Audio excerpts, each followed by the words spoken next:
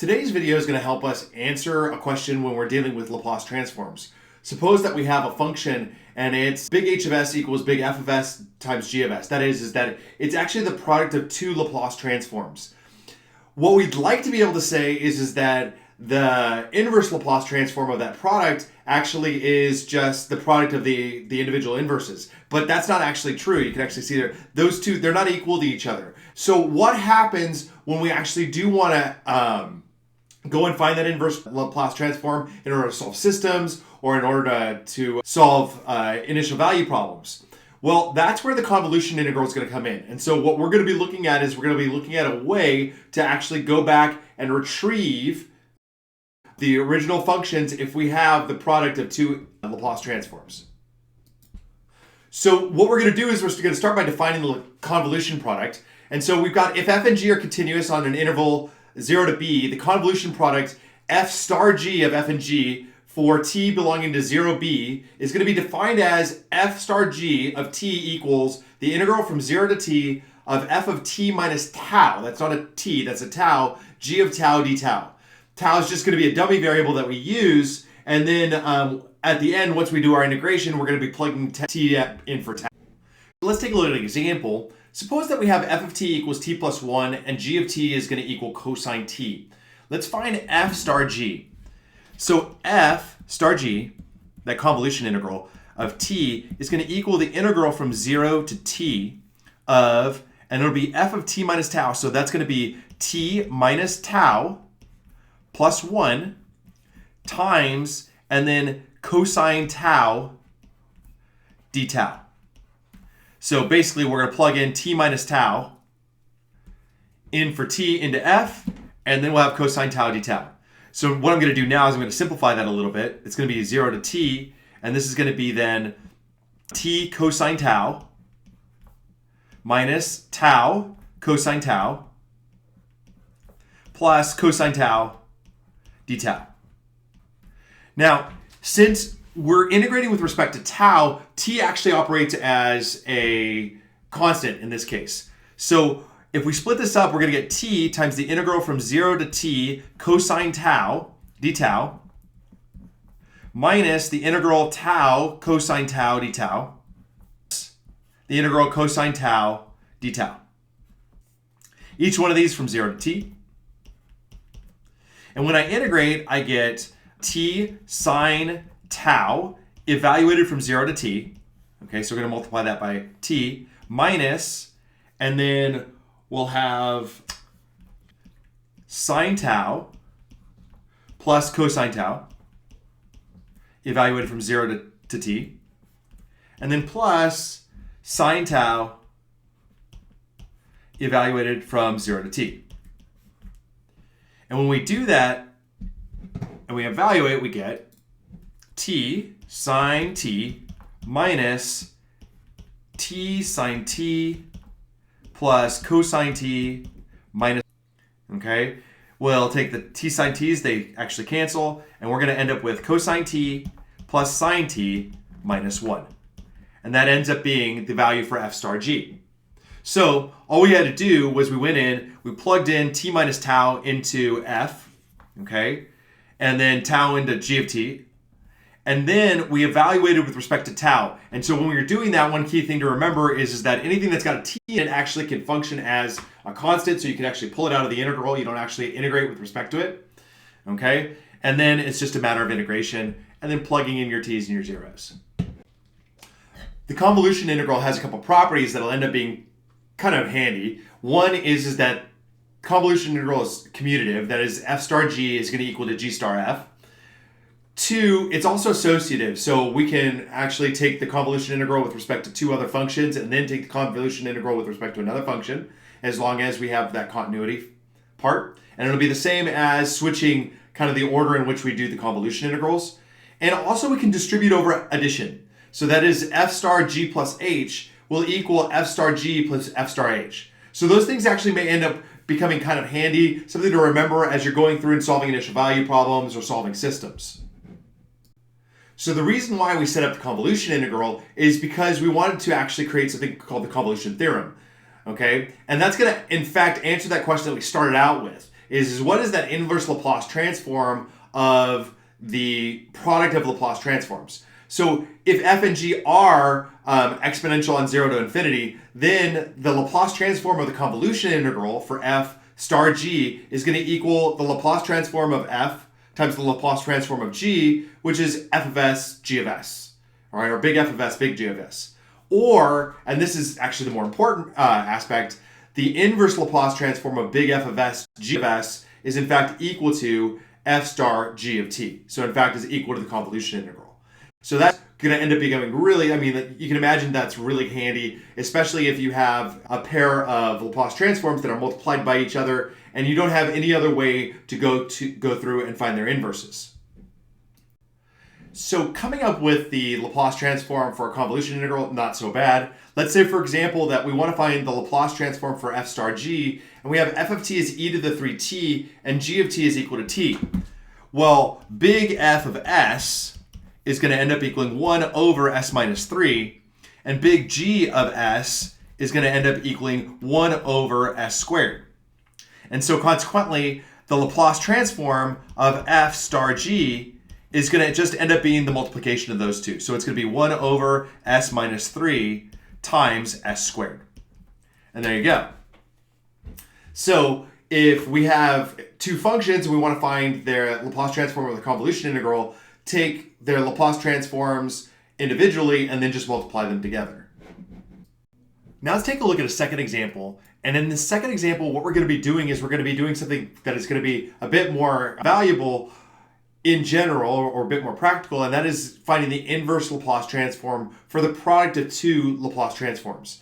So let's say, for example, that I have big F of s is going to be 1 over s plus 1, and big G of s is going to be 1 over s squared plus 4.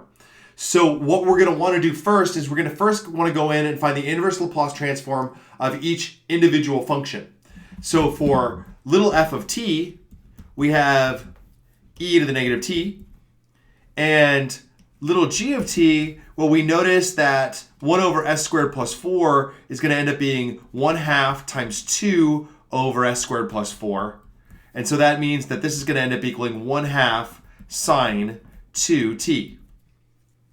So now what we know is that this inverse Laplace transform is going to end up equaling the convolution integral, f star g of t, which is going to end up equaling the integral from 0 to t of e to the negative t minus tau sine 2 tau d tau. And then what we'll do is we'll just pull that 1/2 out in front. Okay? Now, all I've got to do is go in and integrate. And I'm actually going to do something just kind of help simplify this, and then you can do the integration on your own. It's going to end up being 1/2. And this is the integral from 0 to t, and this will be e to the negative t, e to the positive tau, sine 2 tau d tau. And one thing to notice is that because we're not integrating with respect to t, we're actually integrating with respect to tau, we can pull out e to the negative t. So this is going to then give me 1/2 e to the negative t, the integral from 0 to t, e to the tau, sine 2 tau d tau. And then when we go in and integrate, we're going to get 1/2 e to the negative t times, and this will be negative 2/5 e to the tau cosine 2 tau plus 1/5 e to the tau sine 2 tau. And we'll integrate that from 0 to t. When we go in and do that, we end up getting 1/2 e to the negative t. We'll plug in t, and so that's going to be negative 2/5 e to the t cosine 2t plus 1/5 e to the t sine 2t. And then in terms of the zeros, this term here is going to zero out because it's going to end up being times sine 0. And then we're going to end up with negative 2/5 e to the 0 cosine 0. So that's just minus, or rather, minus negative 2/5. So that's going to then give me, when I distribute the e to the negative t, I'm going to end up with 1 for each one of these first two terms, and then e to the negative t on the other side. So what I'm going to get now is I'm going to get 1/5, because negative 2/5 times 1/2 is actually going to be negative 1/5. And that'll be cosine 2t plus, and this will then be 1/10 sine 2t plus 2/5 e, or rather 2/5 times 1/2, which will then end up being 1/5 e to the negative t. And that will end up being the inverse Laplace transform for 1 over s plus 1 times 1 over s squared plus 4. All right, so basic idea here is what you're going to do is you're going to go find the inverse Laplace transforms for each function individually, f and g, and then you'll find the convolution integral f star g. Don't forget when you're finding that convolution integral that any term that's not a function of tau can actually be brought out of the integral and help you to simplify integrating quite significantly. Let's go out and find the inverse Laplace transform, a big F of s, g of s, one more time. And what we're going to do is we're just going to basically set up the convolution integral that you would just go in and then integrate. So let's say, for example, I have big F of s is equal to s plus 1 over s squared plus 2s plus 2. And we have big G of s is equal to s 3 over s minus 4.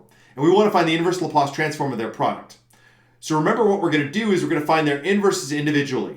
So for big F of s, we're going to get s plus 1 and then over s squared plus 2s plus 1 plus 1. And that ends up equaling s plus 1 over s plus 1 squared plus 1. Remember, our first shifting theorem tells us that this is going to end up equaling, or f of t, our inverse Laplace transform, is going to end up equaling e to the negative t cosine t. And then for big G of s, we'll have that g of t is going to end up equaling 3e to the 4t. So that's my f, that's my g. So now we know that the inverse Laplace transform of the product of these two is going to end up equaling their convolution integral. And so we can write that, and I'm just going to actually write it out, and then you can go in and solve it. You got 0 to t, and this is going to be e to the negative t minus tau cosine t minus tau times 3e to the 4 tau d tau.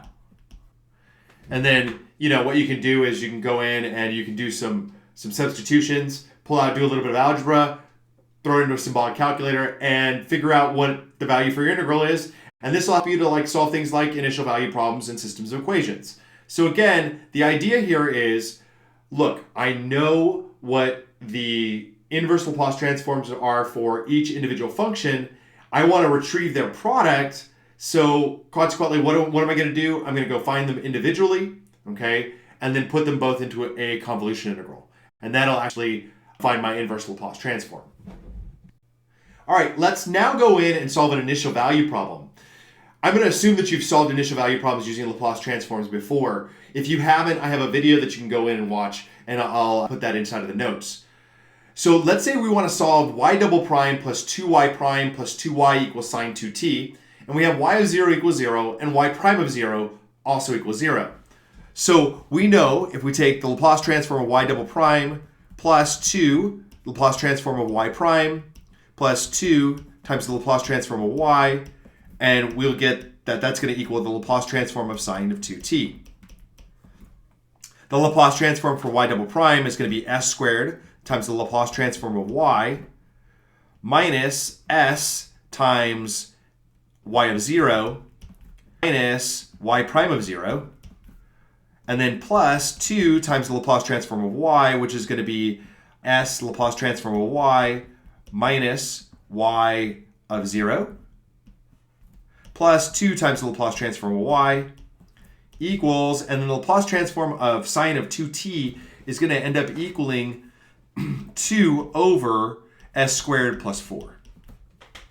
So now, simplifying, I'm going to get s squared times the Laplace transform of y, and y of 0 and y prime of 0 are all zeros. So this is going to be then plus 2s times the Laplace transform of y plus 2 times the Laplace transform of y.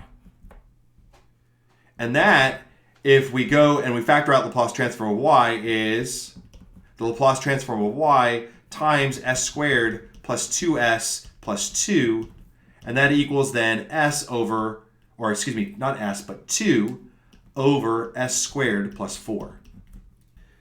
Dividing through by s squared plus 2s plus 2, we get that the Laplace transform of y equals, so that means that the Laplace transform of y is going to end up equaling 2 over s squared plus 4 times 1 over s squared plus 2s plus 2.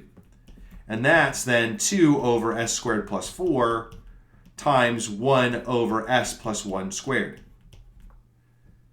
Now what we notice here is that this is in fact a product of Laplace transforms. So when we take the inverse Laplace transform in order to find y, what we're going to need to do is we're going to utilize the convolution integral. So we'll notice that big F of s is 2 over s squared plus 4. So little f of t is going to end up equaling sine of 2t. And then g of t is going to end up equaling e to the negative t times t, or te to the negative t, using the first shifting theorem. So consequently, y, what we're going to do is we'll go find the inverse Laplace transform of both sides. We get that y equals, and we'll just have the convolution integral 0 to t of, and this will be sine of t minus tau, tau e to the negative tau d tau. And now all you need to do is go through and do the integration on that, and you'll have the solution to your differential equation. So what you can see is that the use of the convolution integral now allows us to solve a whole nother class of initial value problems utilizing Laplace transforms. So let's review using the convolution integral. So one is that the convolution integral is primarily used for solving L inverse of big F of s, big G of s, where we have the Laplace transforms for some other functions, little f and little g. So what we want to do first is we want to go through and find L inverse of big F of s, which is f of t, and L inverse of g of s, which is our g of t. Then we know that that inverse Laplace transform is going to just end up being the convolution integral, f star g, which is going to be 0 to t of f of t minus tau, g of tau d tau. Okay? When you're going through and solving that integral, don't forget that any functions of t only with no taus in them can be brought out in order to simplify the process of integrating. All right? So the convolution integral ends up becoming really powerful, very handy, in order to give us one more tool inside of our tool belt in order to solve initial value problems and systems utilizing the Laplace transforms. This is Dr. George Sweeney, and I want to thank you for watching my video. If you found it helpful and you liked it, go ahead and click the thumbs up. If you want more of these videos and you want to get my updates, please click subscribe.